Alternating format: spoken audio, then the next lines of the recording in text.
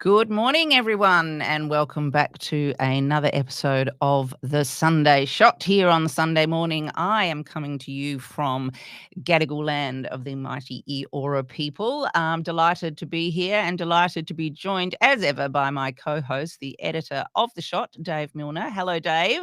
Morning, Joe. Morning, everybody. We've got a great panel for you today. We have the journalism legend that is Wendy Bacon, debuting with the Sunday Shot. Hello, everyone. Good to be here.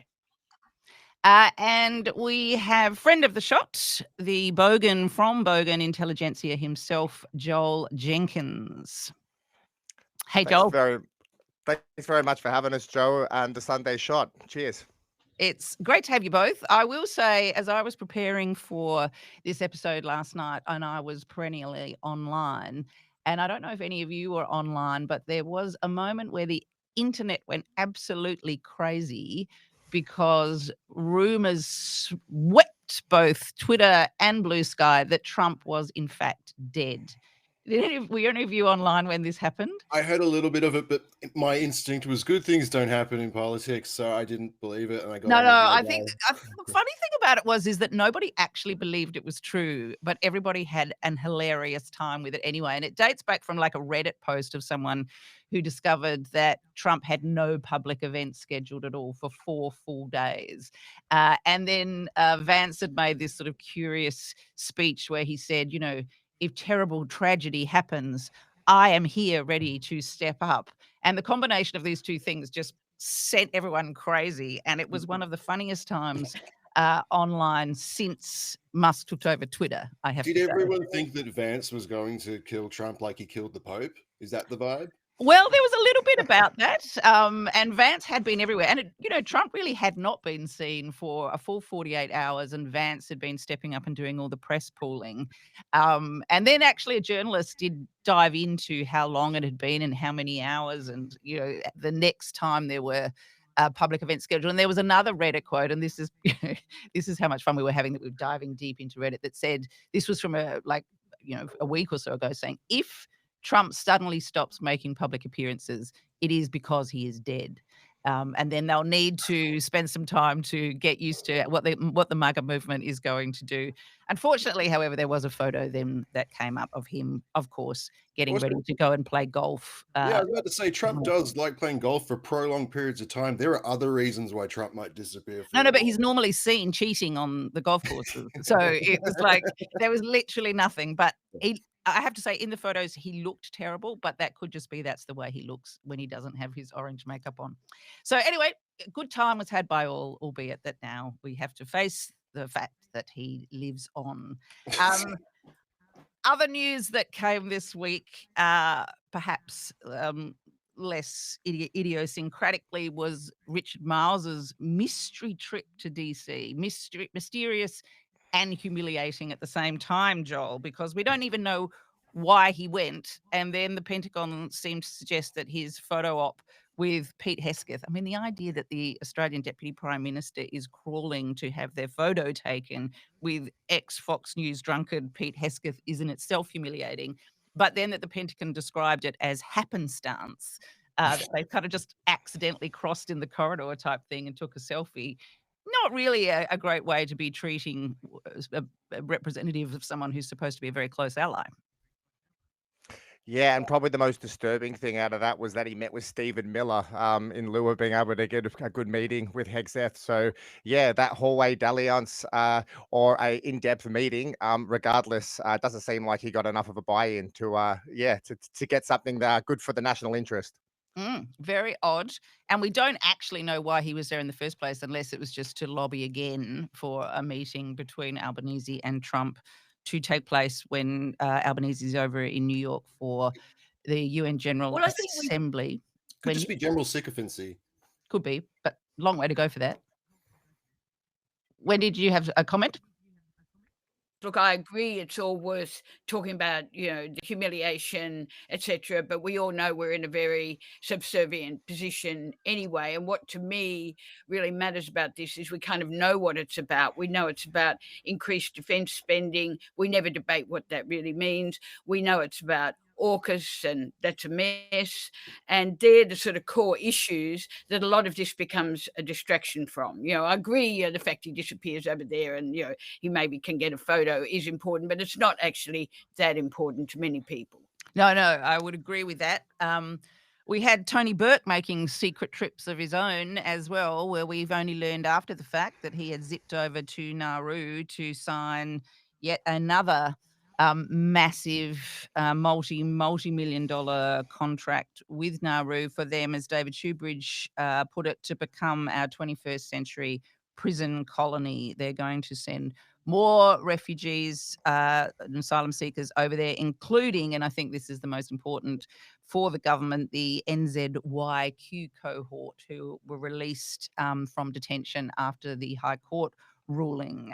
So $400 million up front and $70 million a year, really only confirming that when it comes to asylum seekers and refugees, it does not matter who is in government. We're going to continue on our inhumane way. Joel, no real alternatives for people who don't like prison colonies in our regions. No, and also being the shining light amongst the world in cutting edge prison technologies, offshore prison technologies for, genuine asylum seekers and any of people we don't want in our society. So, yeah, I'm sure the Naru ruling class and Burke's conversation was an interesting one. But yeah, we're not seeing any sort of lessening in that space. And we're also looking at, far right groups in Europe quoting Australia's system as the system of choice that many people want to adopt. So we're still seeing Italy and the UK and France and Germany having these conversations 20 years down the track of an established system that we've got in place, world class. It's not just the system they've adopted the narrative as well. Like Tony Abbott went over to the UK for a while, and I was there at the same time, and there were just literally posters saying "Stop the boats." They stole our xenophobic phrases. That was our slogan. And talking of xenophobia, we have today through the streets of our cities the so-called March for Australia, which we all understand is the March for White Australia, going on in Victoria, even as you'd think that the police have other better things to be doing. Yeah, I'd just like to say one thing about Nauru, and I think you just talked about 20 years ago, and look, I think it's absolutely tragic that this is happening on Nauru again. But what I would say is there's a lot of young people who actually 20 years ago is like, really when they were born. And there's a whole history to Nauru. Recently, Julie Mackin has written a book about the whole history of it, which is good that that's coming out soon. But nevertheless, I think it's a responsibility that we have to sort of bring out this history, freshen it up for people, because otherwise, this is sort of another little blip along the way, and it's actually very serious, and each of those lives will be, a huge impact. It's interesting you say that, Wendy, that 20-year refresher that's required, because, I feel the other topic today we're exploring in Iran, a similar refresher is required. It's been 20 years since the Iraq invasion, and there's that same muscle memory sort of coming through again. And it seems like some people are kind of falling back into those old tropes. So, yeah, I'd like to explore that a little bit more with you, Wendy, for sure. We will get into that, but first up, we're going to go to our interview with Ariel Bogle, who, along with friend of the shot, Cam Wilson, was the co-author of Conspiracy Nation. Now, this is particularly relevant at the moment because they had a whole section in the book of sovereign citizens and where this movement came from and what it represents. Now, we often think of it as being driven entirely by the internet, but it actually predates a lot of the uptake of internet usage. And is a sort of strange group of individuals whose numbers seem to be growing. And of course, one of whom is alleged amongst their number to have been the man now on the run outside of Borpunka. But let's listen to what Ariel has to say first, and then we will come back, have a chat about that. Can you explain to us in the first instance what a sovereign citizen is, or what they believe themselves to be?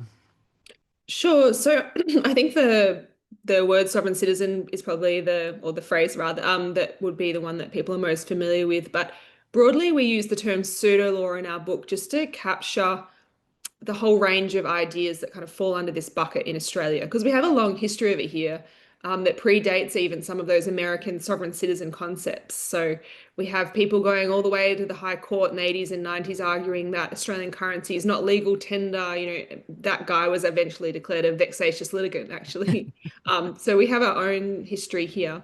But I guess to put some, define it a little, I would say that pseudo law encompasses a range of beliefs that essentially argue that certain laws are illegitimate or that the government has no authority. And one common thread of this that people might have come across is the idea that the government has somehow been transformed into a corporation and we are controlled or sort of connected by a contract to that corporation via official documents like a birth certificate. So you might have heard this phrase like that's my straw man identity. That's the one in all caps on the birth certificate or driver's license, for example. And people feel that they can divorce themselves from the authority of this state by sort of severing their straw man identity and going back to their real identity, their real name. So these are the kinds of concepts that flow in here. Because there is this entire sort of pseudo-legal construct which is built up around some of these ideas, and they often date back to a kind of a hinge event, if you like, from which time the government lacks authority and is illegitimate. So here, I mean, there's various dates, but the Australia Act of 1986 seems to be a fundamental one. Yeah, so talking to people that have tracked these ideas through the courts, they pointed to all these different key moments, as you said, where the Australian legal system shifted in some way or some sort of pivotal moment in our political history. So the Australia Act, you mentioned, moments where Australia began to kind of divorce its legal system from the UK, so you could no longer appeal to the Privy Council back in the United Kingdom. The High Court here became the highest authority. Or some people, when I've talked to people that are believers in some of these ideas, they've pointed me to the 99 referendum when we were deciding whether to become a republic as another key moment when, key documents weren't executed in the right way, and that sort of severed the legality of laws that followed. It often ties to these key moments because I think pseudo law really does reflect in many ways sort of, I guess, Australia's relationship with its political and legal history. And these moments, these pivotal moments are where these ideas kind of catch on and grow around. And from that moment where there's this divergent between, as you say, your real identity and your straw man identity, the all caps identity as it appears on your paperwork, there is an idea and a belief from some people that you can sort of disrupt that connection by following very particular, and I think one of your interviewees called it quite baroque, processes. So you have to say the right thing, you have to file the right documents, you have to do it in the right ink, you occasionally have to put your fingerprint somewhere. It's really bizarre, yet bizarrely formalised as well. Yeah, I think Harry Hobbs, who's a legal academic at UNSW, he said this to me when I was speaking to him for the book. And, a lot of people countenance pseudo law as a kind of rejection of law, but he kind of thought of it as a kind of a sort of a legal obsession, a hyper legality, that they have this idea that their law was once good and just and respectful of the rights of the individual, and that true law has been corrupted by outside forces. So they desire to sort of return to the purest forms of law. And as you said, the processes can be quite ornate, quite complicated. It's more like there's one quote that's, says it's more like an incantation, a spell than anything else. If you just say the right things in the right order, file the right paperwork, you can sort of cut yourself off and free yourselves of the obligations of the state, whether it be paying your traffic fines, paying your mortgage, any other kind of dispute. And because it's so complicated, it often comes with people who claim to be able to teach it. It's a ecosystem that really lends itself to a kind of guru or influencer model. There are a lot of people out there selling guides to getting yourself out of traffic fines, which are, extremely misleading and leading people to some pretty problematic situations.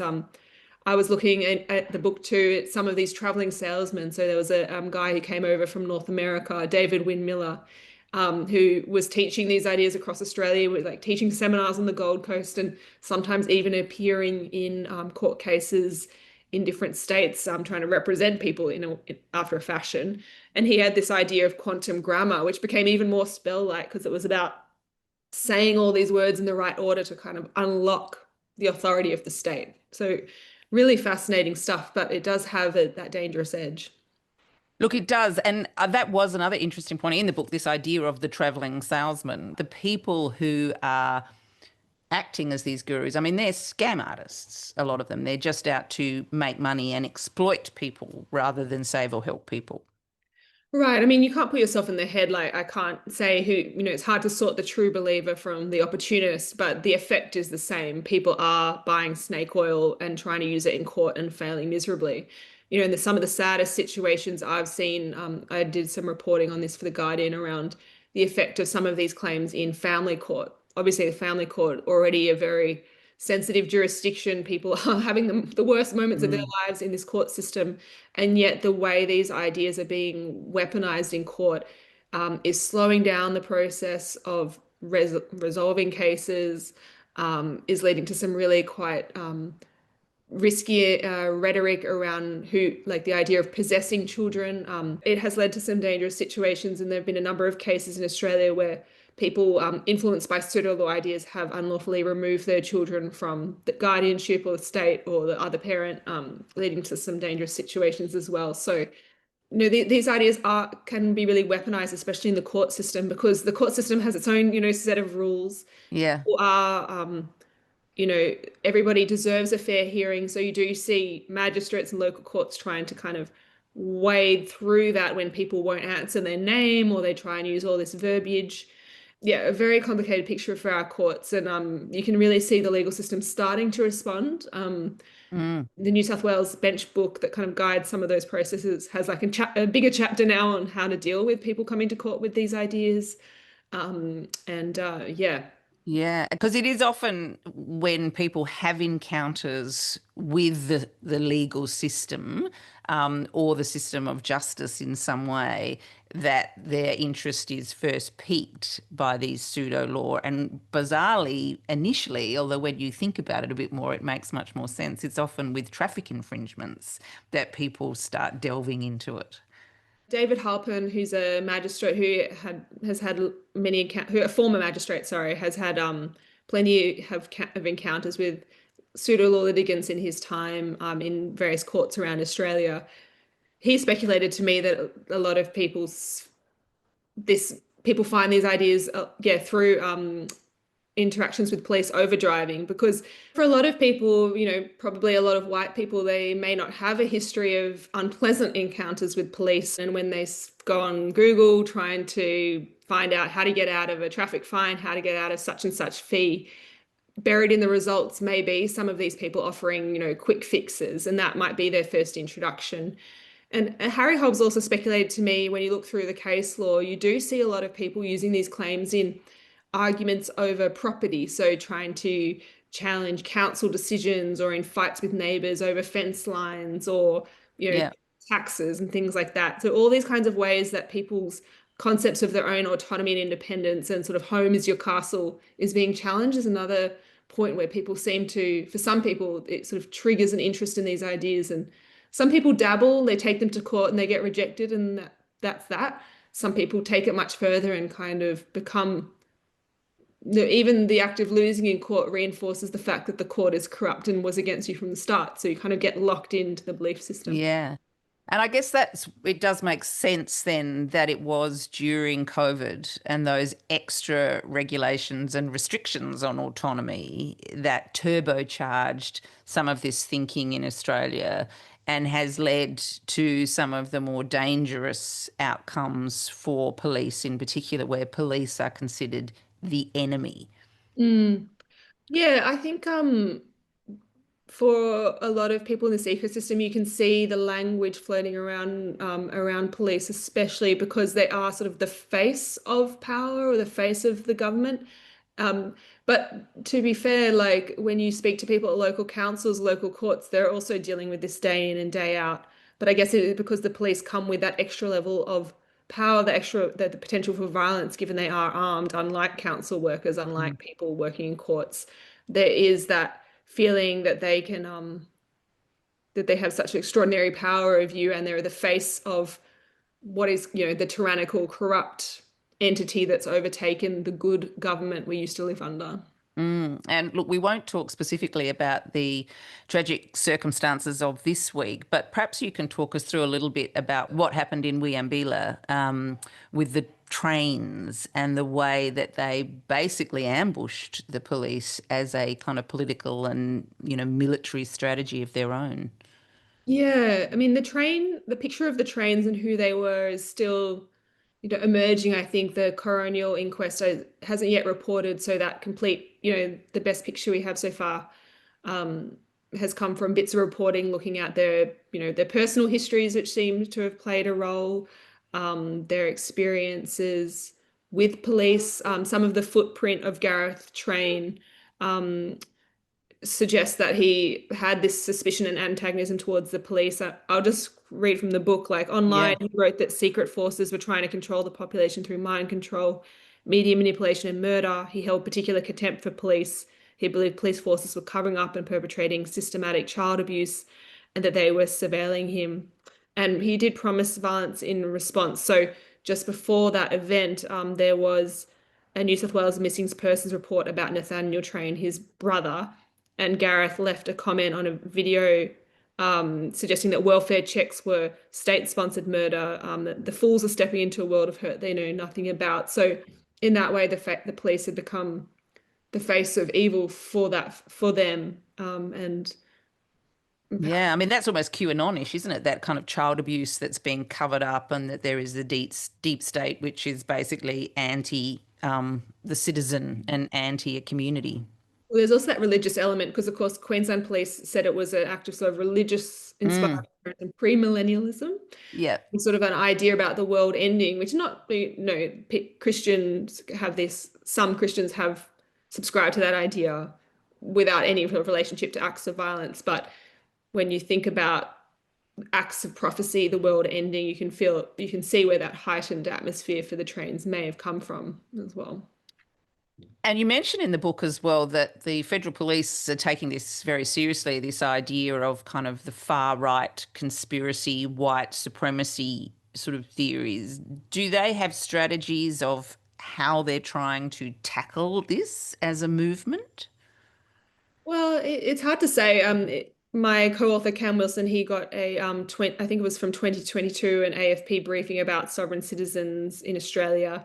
And, it recognized the way that some of these ideas had crossed into other conspiratorial movements around anti-vaccine movements and others, about the potential for violence. I mean, they definitely weren't saying that and I would not argue that every person who dabbles in these ideas is violent, will become violent, because as we've been discussing, like you may turn to these ideas in a moment of crisis and never come back to them. Other people take them on as a sort of dedicated worldview, and that can lead to extremes. In terms of response, yeah, it's a difficult one. Like, I guess we'll see, because after Wiambilla, some of the response did center around gun control. After that, the states and the federal government agreed to putting together a national firearm register, which has sort of been on the agenda in some ways since the Port Arthur massacre. So that seemed, the focus on eliminating access to dangerous weapons seems an important one. Conspiracy theories have always existed and they always will. And certainly we do not argue to eliminate conspiracy theory thought, because it's impossible and not even a worthy task. And we can dabble in these ideas for fun to understand power. Like, they're not necessarily bad and may not lead to extremes. And I guess what I would say, talking to some pseudo-law adherents and others, is that people, in my experience, have turned to these ideas in moments of crisis, whether it be a financial crisis, a health crisis, etc. And for a lot of people, when they do come face to face with the legal system, they do find it really terrifying, very complex. And we all know how complex it can be. So it's all the basics of building good communities that may help here, you know, making sure people can get the right legal help when they need it, making sure people do have access to healthcare, financial support when they need it, to kind of help them negotiate extremely complex systems, which from the outside can look like a conspiracy arrayed against you. Well, Ariel, thank you very much for joining us on the Sunday Shot. It's been fascinating and obviously, sadly and tragically very relevant to us this week. Thank you. We might just move on, I think, onto the big story for the week, which was the expulsion of the Iranian ambassador to Australia after it was alleged that ASIO had credible intelligence that Iran had been behind the anti-Semitic mostly arson attacks, terrorist, as they're now defined, attacks that had been taking place on Jewish sites around Australia. Now, I think what I'm going to say, and I know there's going to be a robust discussion about this, but I do think that we can agree that, well, I certainly would like to think we can agree that the Islamic Republic of Iran is a bad actor on the international stage, and that over the past few years they have been engaging in a lot of transnational activities, whether that's threatening, in some cases attempting to assassinate Iranian dissidents. They have snatched Iranian dual citizens from the streets of Europe and from the US. And it is being alleged by ASIO that this is part of that spectrum of behaviour. It is, however, slightly different behaviour. It's not taking things directly up to a dissident. It is apparently targeting Jewish sites within Australia as part of this idea of showing that with the weakening of their proxies, with the way that Israel has sort of taken out Hezbollah, weakening Hamas, the fall of the Assad regime, that they desperately need to prove that they still do have influence internationally despite their weakened state. Joel, if we can start with you, you've been doing some writing on this as well. Do you believe that the government and ASIO have made their case that this is Iran acting in bad faith as terrorist organisations through the Islamic Revolutionary Guard Corps here on Australian soil? Yeah, there's a bit of opacity here, but essentially what we should do is run through the actual case before us. ASIO director Mike Burgess stood before Penny Wong, Albanese, and Tony Burke on Tuesday, where essentially some disturbing developments were made that the Islamic Revolutionary Guard Corps, the IRGC, was behind two of the anti-Semitic attacks in Australia, October 2024, an arson attempt on the Lewis Continental Kitchen, and December 6th firebombing of the Adas Synagogue in Ripponlea, Melbourne. ASIO's claimed that the IRGC used a, quote, complex web of proxies and a, quote, layer cake of cutouts, which are intermediaries, to obscure the involvement in the direct involvement in the crimes. And this was using these offshore organized crime elements that we've come to know and potentially not love over the last 18 months. And these paid local perpetrators through the dark web that are hired with cryptocurrencies in the vein of the tobacco arson fire events that we're seeing across our good cities. So there's more in common with these kind of rent-a-crim criminal elements than there are with like sophisticated foreign actors, like the Quds Force, which are the IRGC's, foreign division. So this has ended up in the expulsion of Iran's ambassador and diplomats. And Amy Ramika's made a comment in one of the few articles covering this, that, this is one of the most significant expulsions since World War II. So, the motive essentially behind the attacks was claimed to be to sow discord, to target Jewish communities, and, to drum up anti-Israel sentiment. But what my article I wrote about on Friday was really, who benefits from this in the long run.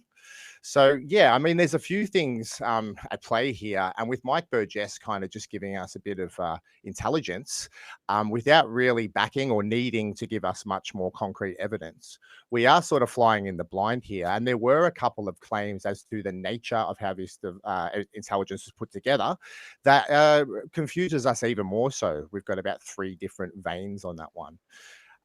So yeah, and just one last thing, I just thought the foreign partner that was who was who Burgess was asked about, and it was Andrew Clennell out of all people on Sky that suggested could it be Israel that might have been involved in this intelligence transfer. Anthony Albanese kind of came out and said it was a real ASIO-driven experience and patted them on the back. But not even 24 hours later, Netanyahu and the Israeli press were countering that narrative, saying that they actually had quite a lot to do with urging the Albanese government in making this decision. And then this was somewhat convoluted down the track by Shari Markson, another Sky News person who I can't believe I'm quoting 2 Sky News people here, but she essentially, after interviewing Netanyahu the week previously and having quite a strong link to the Israeli government, has sort of said that Albanese actually knew that Iran was behind these attacks well before they made the decision to recognize the state of Palestine. Not that the 2 are linked, but they're constantly conflated. So I just thought I'd chuck that in. I think Joel has given a good account of the sort of lead up. Look, I'd like to just comment on, it's very interesting, like back in the days, like, because I'm older, I can remember sort of speculation about the CIA and the dismissal and all of that in 1975, long before, it actually became something that was seriously out there in the media. That was a long time. And people used to go down to the pub and speculate, about could you rely on ASIO, and anyone who saw their files many years later saw that you absolutely couldn't rely on them. So there's that sort of background. But what was really interesting in this case, I think, is that this press conference was held. It is about setting a narrative, even though millions of people probably, but certainly many thousands were already out there in the public sphere on social media asking the sort of questions that Joel's asking now. It really was not believed by many, many people. Nevertheless, because it has happened, it's now set a factual narrative, and things are going to flow from this, including new legislation to back the IRGC. And although, Joe, I would agree with you that Iran is a repressive state, bad things happen in Iran. Would I say that Iran is more of a bad actor than potentially India and Modi and their very repressive nationalism and potentially attacks on the Sikhs overseas? I wouldn't actually pretend to make a judgment on that. Also, if there was a war between Iran and Israel, I wouldn't necessarily want to say, like Iran is in a very different position than Israel. So there's, what I'm trying to say here is that there's a lot that flows from this, and it's more about the timing and the announcement. We will never really know, and nor actually will Penny Wong, because the sort of level of detail, $14,000 paid here to someone in Melbourne to do what seemed to be a fairly professional job, as opposed to a completely botched one for less money in Sydney. How one would track that through cryptocurrency and everything else, honestly, the government itself is relying on ASIO, that's probably relying on Mossad. And it's interesting that the Israelis, in a way, are 2 steps ahead, because they were quite happy to come out and speculate about the role that Mossad had played, and then Penny Wong had to sort of deny that, which just makes the whole thing a farce, a little bit like the situation we're talking about with Miles going to the US. So anyway, they're just a few comments that I would make. I agree with the skepticism. I like to say quickly, Dave, that just to that point on the Sikhs and the way that India has behaved. I mean, Canada did also expel Indian diplomats as a result of that behaviour in Canada. So it is conceivable that, it's not unjustified, but I totally agree with you in relation to the timing. And Netanyahu's abusive letter to Albanese, he said we need to see more action before the Jewish New Year. And lo and behold, we now have, Dave. Well, I guess on Wendy's point about a narrative being set, allow me to set a different one for just a little while. Like, if you think the stuff you usually hear on this show is different to what you hear on Insiders, I don't believe the Asia line. I don't believe the government line. I can't prove that, but no one can prove it right now. In the same way that in 2003, no one could prove that Colin Powell was lying to the UN as a pretext for the West to invade Iraq.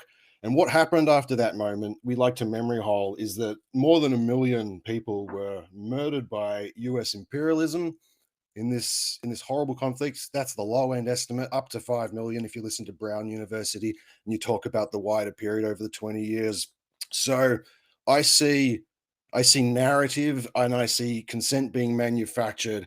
And the other reason I don't believe this is because my job for the last 2 years has been to look at mangled Palestinians and try to write about it in a way that convinces people to give a shit. And the entire time I've been doing that, the government has been lying about that, and I can prove that. And 99% of journalists have been lying about that, and I can prove that. And so I'm not going to continue to believe them in the face of such bullshit. And then the third reason why I think this defies belief is that 2 weeks ago, Benjamin Netanyahu reaffirmed his commitment to the Greater Israel Project. He's done this repeatedly over and over again. He has mentioned Egypt. He has mentioned Lebanon. He's mentioned the whole region, basically. And Iran is the serious opposition to that in the region. And I think there are ghoulish plans afoot, and I feel deeply for the people in the path of Greater Israel. That's the only narrative that makes sense to me.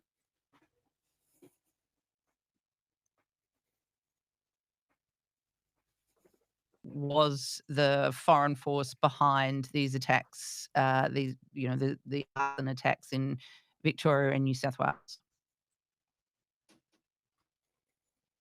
Is that what you're saying, Dave? I didn't catch that, Jared.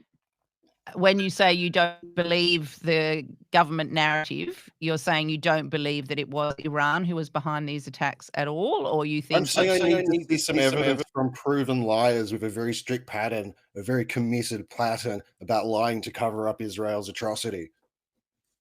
And I guess that goes to your point, Joel, when you talk about we need to constantly remind ourselves things that Dave says goes in the memory hole, is that we were told in the lead up to the Iraq War that there was very firm intelligence that supported the idea that Iraq still had weapons of mass destruction, and that proved to be completely wrong.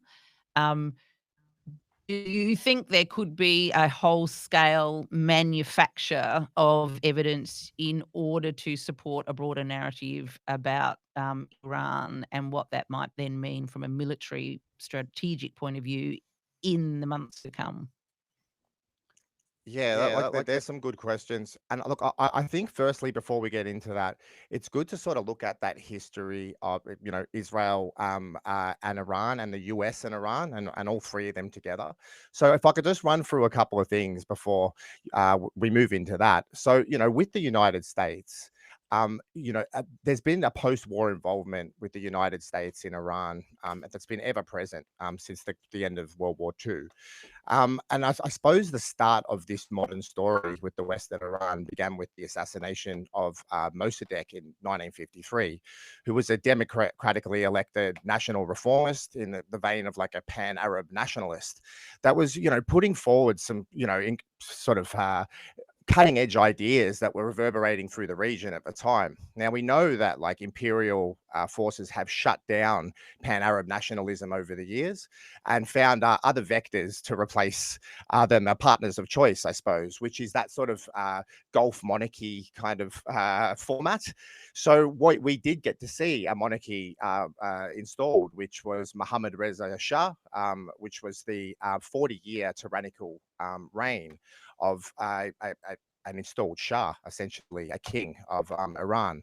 Now, we talk about Iran being an oppressive state, a repressive state against students, against women today. And, there's a litany of issues that, we can talk about with Iran and its problems with repressing its society. But under Pevlahi and this 40-year period, the screams of students of all persuasions being tortured in secret prisons by secret police were a common factor. And so much so that, this led to the revolution that was widely supported by the people of Iran in 1978.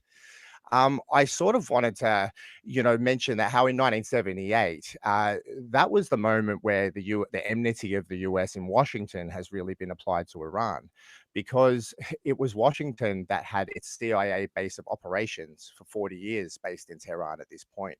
There's a really good lecture by Roy Casagranda, who's a history professor based in Texas. He's a fantastic orator. And he goes through this history of, essentially the CIA having their whole Asian base of operations based in Tehran, including one of the 4 mints in the United States, which was actually based in Tehran, one of the 4, the only one offshore ever, where it was there to print money to essentially fund the overthrow of regimes in the region. Now, we also have to recognize that the Islamic Republic was supported initially after the revolution, as opposed to another competing power structure, which were the socialists and the communists. So America backed the Islamic regime after the fact, after it lost its CIA operations, despite that, because it didn't want a Soviet Iran on the doorstep of the Middle East. So this was a huge sort of play. Now, after this, we saw a bit of a period of what was called dual containment after the Iran-Iraq war, which was also manufactured by the US to mitigate both powers against each other. There was a period where, there was a bit of a rapprochement between Iran and the West leading up to the 2000s. So much so that when September 11 happened, Iran actually opened up its border and helped the US buy into Afghanistan. It essentially opened up its teledex to provide information and contacts in the Northern Alliance, which the US used to actually fight against the Taliban. So this was quite a friendly relationship until 2003, when they were put on the axis of evil in that famous speech by George W. Bush. And you could then argue that Iran has been following Israel's kind of software about, the US has been following Israel's software about Iran ever since. And Israel's software is essentially a 40-year, drum banging session by Benjamin Netanyahu. We've seen the video clips of dozens and dozens of times where he said they're about to develop a nuclear weapon. They're about to, cause regional chaos over a 40-year period. And so, this leads into the 90s, where there's a memo, which I suggest everyone look up, called the Clean Break Memo, which was put together by Richard Perle and Paul Wolfowitz and some of the great neocons of the era, which was namely about securing the realm, which was securing Greater Israel. And it named a few countries on that list that needed to disappear in order for that to happen. And guess what? We've got one left on that list. Iraq, Syria, Libya, all these countries were on that list. And now we're looking at the last jewel there. So essentially, there is a national threat that the regime in Iran and Iranians have been feeling for quite a long time. And I just sort of want to suggest that, we speak about people wanting freedom in Iran, but the preemptive strikes from the US and Israel in the 12-day war, including like extrajudicial killings of scientists in their homes with their families, random car bombs going off, and a really messy kind of targeted strike that was unprovoked. That has seen feminists, socialists, and groups that were very critical against this regime actually on the streets in solidarity, but behind the Iranian government, because they feel that they're completely under attack by all sides. So I think that's something just to sort of bring up a little bit here, is that like clear and present threat from the outside has always motivated Iranian society, including its repression. The reason it has to crack down so much on political dissidents and political prisoners is also due to the fact, of course, it wants to repress its society and hold on to its chokehold of power, or whatever you want to call it. But it's also about the conditions that it's living in right now. It's surrounded by contiguous neighbors, which are essentially constant threats. It has seen the collapse of Iraq. It has seen the collapse of Syria. and the collapse of its whole axis of resistance, which is, essentially Iraq, Syria, and Lebanon, the Shia Crescent, as it's known. Now, there is a real threat that has been applied to that Shia Crescent, and we've seen through Hezbollah's mitigation, through the pager explosions, the collapse of Syria, that maybe Iran, as a regional power, does have a valid kind of case to make here for national survival. Wendy, do you want to jump in there? Yeah. Well, look, I think that is all. I agree, but I also am not as well informed on the history as Joel is. But I think he's given a very good contrasting historical narrative, which everybody actually, ideally, as many people as possible, would hear and know about and absorb that into their understanding, because what he's talking about is the lived experience of millions of you're getting feedback, sorry, but Keep going, Wendy. he's talking about the lived experience of the Middle East, and that is how the world is interpreted. And it's also the lived experience of many people living in the western suburbs of Sydney who do not accept. Of course, they don't accept. It's their lived experience, and particularly those associated with Palestine. Can you sort of it also leads to an understanding of why, even though we can sort of agree that in its current form, Iran is a repressive state, it's also a state that is actually supporting the rights of a people that are under complete threat. I mean, this week we've seen journalists actually sniped at and killed. I read an article yesterday by a Palestinian woman journalist living in a tent with her 5 children who expects to be dead in Gaza City. And that is actually what is happening right now. And everything else, I think, needs to be judged, and we must not take our eye off Gaza. A lot of this is about diversion. And that's where I would also say that, if just going back to the announcement itself, that you've got the sort of issue of what actually happened, and I actually think we will never know, but on that basis, why would I believe it? Of course, I wouldn't believe it if I've got no evidence. That just goes without saying. But it's timing. And I think the timing is absolutely critical. And of course, the timing is to do with the circumstances around it. This didn't become a thing for Albanese. Might have become a thing for Albanese, but not for ASIO anyway. They've been sort of planning this for weeks, obviously. So why it came last week is much more interesting. And you can see, well, it's not more interesting, but it's a serious factor.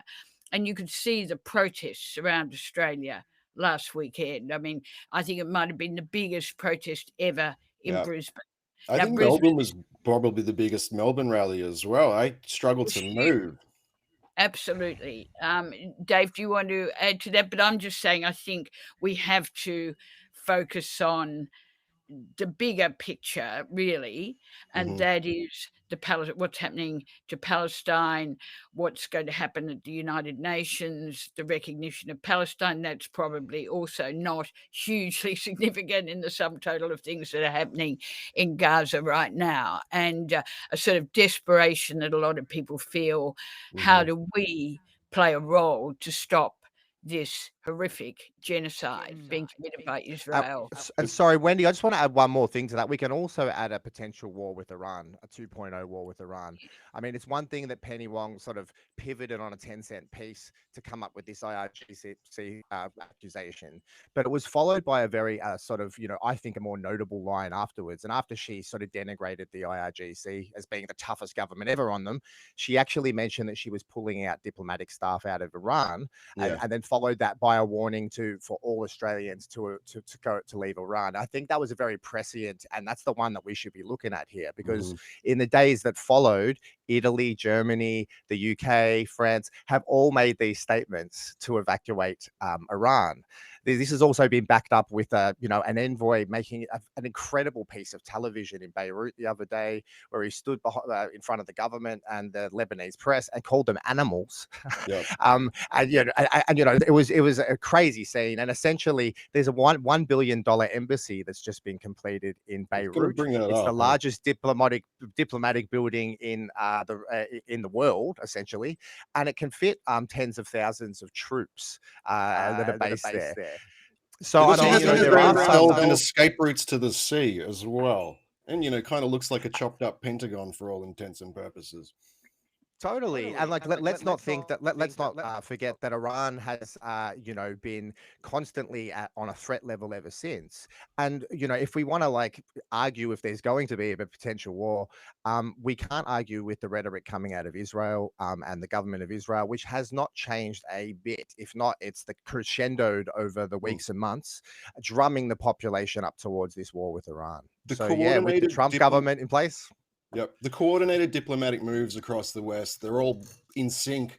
I don't think that's indication of moving against an Iranian operation. That feels to me much more like the positioning for an assault on Iran for the reasons Joel's just outlined. I think this is really disturbing stuff.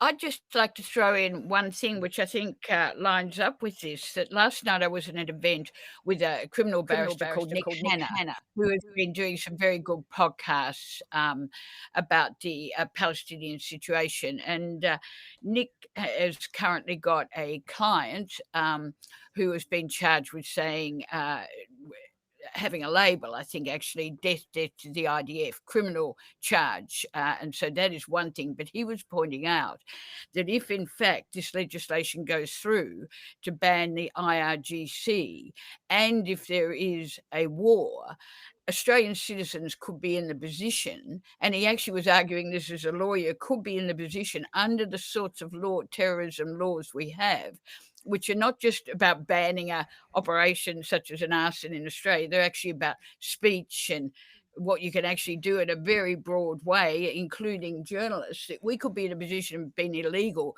to say that you would prefer Iran in a war against Israel. That could become an illegal act in itself. So the ramifications of all of this, both internationally, as you're pointing out, and even here in Australia, in terms of our civil liberties, are quite people need to be very, very wary. And I think, as you say, Wendy, if we focus on what's still happening on the ground in Gaza, Israel has now declared Gaza City a dangerous combat zone and is in what it describes as the initial stages of its planned offensive, where hundreds of thousands of people are still sheltering with nowhere to go. Even the IDF gave advice to Netanyahu that this was not a good military approach, and he's going in regardless. I think if one were to take a step back and was even actually taking on face value some of the things that ASIO was saying, and there's very good reasons, as you've all outlined, as to why that healthy skepticism would be a good thing. It is still blindingly obvious the different treatment which is being meted out to Iran versus Israel when it comes to foreign interference in our affairs. And you have done a lot of research, Wendy, on recently into the combat anti-Semitism movement, which is controlled by American Israelis and Israelis themselves, coming into Australia to organise mass conferences of indoctrination. Can you tell us a little bit about that? Well, yes, I can. It's actually going to happen this week. Are you getting feedback? Sorry. You can hear me? Yeah. Yes, I can. Look, this goes back a few months when a invitation went out, signed, or most of them anyway, signed by the CEO of the Combat Anti-Semitism movement in Tel Aviv, a person who has been an IDF commander in an organisation with people from the Ministry for Diaspora Affairs and other Israeli ministries go out to every councillor in Australia. I can't say, of course, definitively it was everyone, but to all mayors and all councillors, offering them an expenses paid holiday for a couple of days on the Gold Coast when they could attend a summit, which is all about, and you only have to look at their website, which is based in the States. They are a US organization run from Tel Aviv, essentially. That what it is all about is the IHRA definition of anti-Semitism and the implementation of Gillian Siegel's plan for Australia, which is a very extensive plan, again, some of which would involve councils. Now, I'm sure you all know about what happened at the Bendigo Writers' Festival several weeks ago. What a fiasco that was. That was all about, and that came about because La Trobe University has accepted the IHRA definition, which we haven't got time to go into in depth here, but there's many great commentary pieces about what the implications would be for Australia of adopting. We have adopted it, but implementing it through all our government organisations at every level. What actually happened there was Bendigo Council, in partnership with La Trobe University, sent out a warning to people, which was interpreted correctly as a censorship warning. Now, that's just one small incident. That is the sort of situation that this summit is all about. Now, what we've done, and look, if anyone wants to read the detail, there is a lot of detail. There's 5 articles now on Michael West Media. Just put in combat anti-Semitism and they'll all come up for you. But first of all, we looked at the international partners, and I think it's significant to say in the US, and some of these people have come to Australia, involve far-right Republicans, far-right Christian nationalists, extreme Zionists. So that is some of the links in the United States. And then we looked at the international, and then we looked at the domestic. So that is the people in Australia they're lined up with. And that is the Executive Council of Australian Jewry. It's also the Never Again Is Now organisation. You may not have heard of that. That is, again, a Christian nationalist organisation, very, very pro-Zionist, a person called Mark Leach.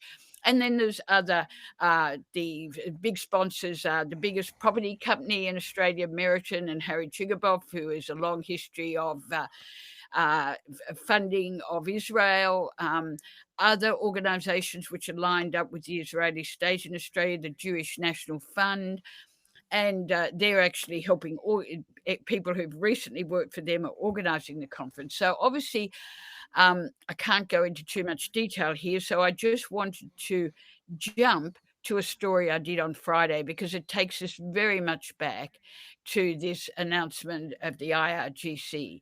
And what, so, saw that announcement, and I went and just checked out the head of this organisation is called Sasha Reutman. He's an immigrant from Belgium to Tel Aviv. Sunday night or early Monday, he had a story in the Jerusalem Post attacking all the people in Australia who are attacking his summit on the Gold Coast and saying, we are all anti-Semitic. He didn't name people, but there are many, many people who are writing letters to their councillors. Many organisations have signed letters, and we're all anti-Semitic. And then the next day, up on this Combat Anti-Semitism website, which you can check, then there's a piece about how, and this is very important, the Iranians are funding the protests. Right, so here we see the beginning of the demonisation, and of course it's absolutely ludicrous. Have you been paid? I haven't been paid, This Wendy. is Did the Iranians give you some cash? Yes, the Iranians quite how they're transferring the cash by cyber currency, I'm not too sure. But anyway, this is the outrageous level to which this pushing will go. And I think it's good that we're discussing it here, and I think there has been pretty good coverage, including Deep Cut News have put out a couple of articles, a small article in The Guardian which managed not to name one person associated with the combat anti-Semitism movement in Israel. Quite how you do that as a journalist, I don't know. But the mainstream has been mainly silent. And when I looked at how the sort of story was evolving, what I realised is that there was a sort of PR strategy, a soft PR strategy that would have a few little articles in the Jewish press and the Australian and other places announcing this conference, and no one else would say anything much until we had a series of news stories coming out of the summit. They called it a summit, I keep calling it a conference, but a summit, announcing all the things that these various speakers. But it's quite worrying to see that one of the speakers, that the Minister for Local Government, Kirsty McBain, has endorsed this conference. Someone Yeah, from look, Home and Wendy, I mean, I just sort of want to yes, touch back on the Yeah. Iran thing if we possibly can, just through this, because I mean, Laura Tingle wrote an article, she's been disappointing me week on week in that foreign global affairs role, unfortunately, which is, it's a bit disappointing, but it shows a little bit of a lack of understanding of some of the geopolitics surrounding us at the moment, maybe the history as well. But she mentioned the word tentacles, which is a really contentious word to be using. And if it was used for the state of Israel right now, there may be some interest groups that would be calling anti-Semitism or something like that regarding that language. Time for the last few years. That's right. And look, I mean, with this, with this contrast or this juxtaposition between what's happening with Israel and what's happening with Iran, Israel's diplomatic staff is still in situ with a normalcy in diplomatic, economic, and military relations.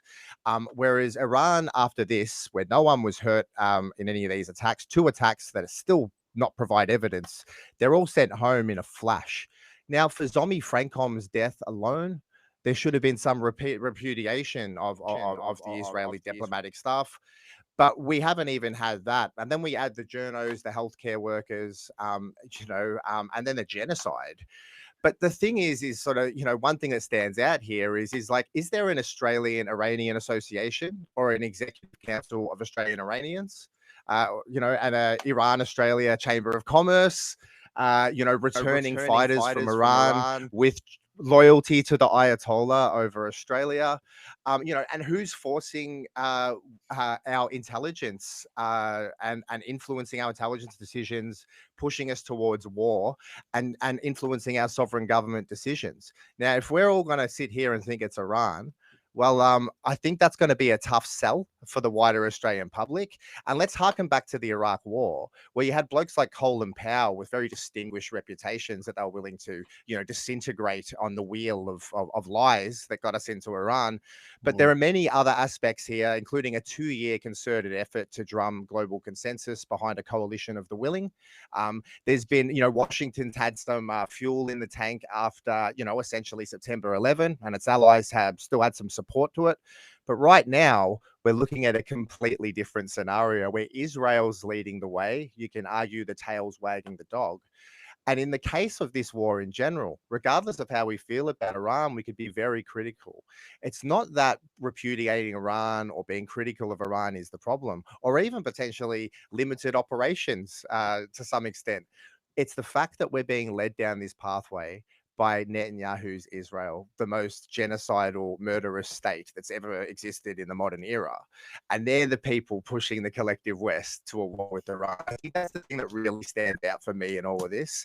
And yeah, like as Wendy's pointing to with this anti-Semitism conference, we're seeing all the bells and whistles and infrastructure propping up the Zionist argument and supporting it all the way through. And we're coming down on Iran like a ton of bricks right now, without even really, vetting the situation. So I think that's just a really important contrast to point out. Sorry, Wendy. Is an important look, contrast. Wendy, we'll just wrap up quickly for final comment from you on this.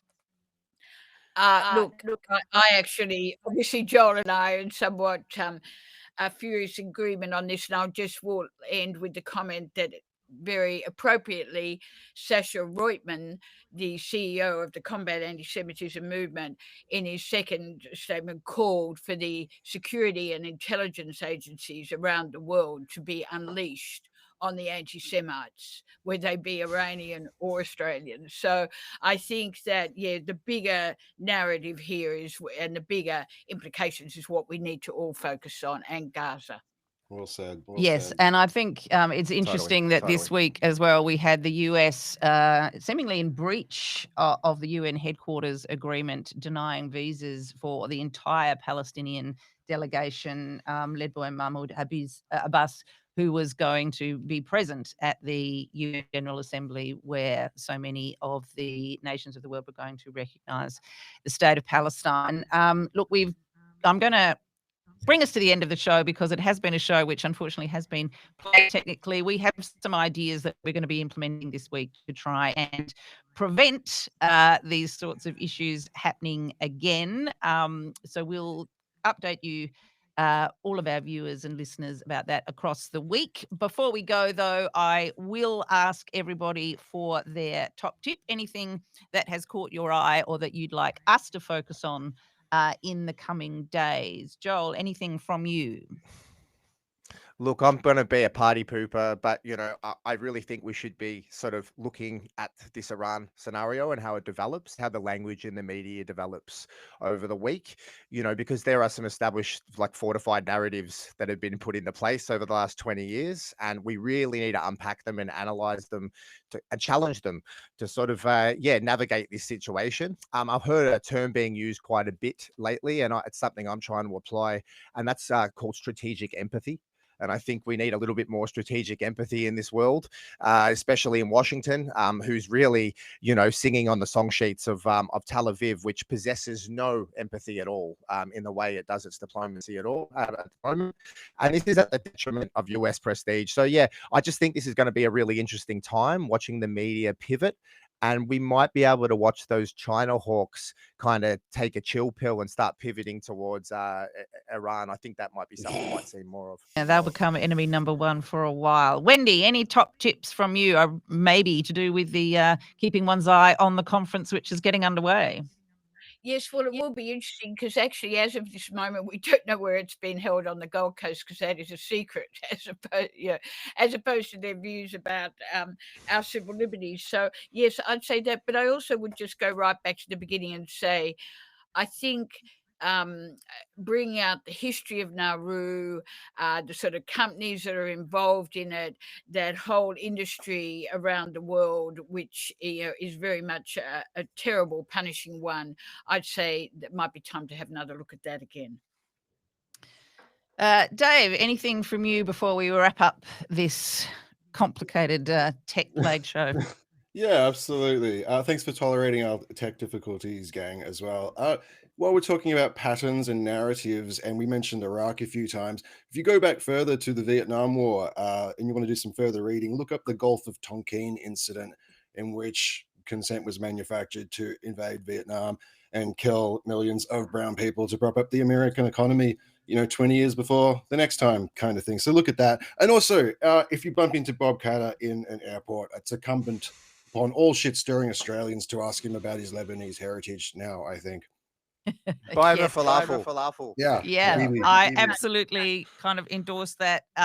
Unfortunately, my top tip was going to be like, keep an eye out for ambulances. Hilarity of last night is well and truly over. Thank you all very much for watching today. We do apologize for the technical problems that we've had. As I say, we've been discussing ways to try and make it better, given that we can't afford to fly everybody into a studio, which would be much more fun and much more straightforward. So, yeah, keep an eye on that for...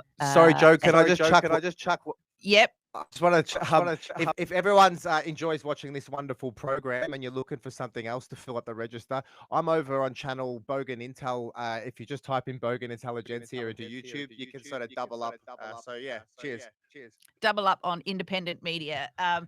Thank you all for watching, however much you got to see of this jagged, glitchy, laggy show today. And we hope to see you again next week for a much smoother run. Thank you all. Thank you.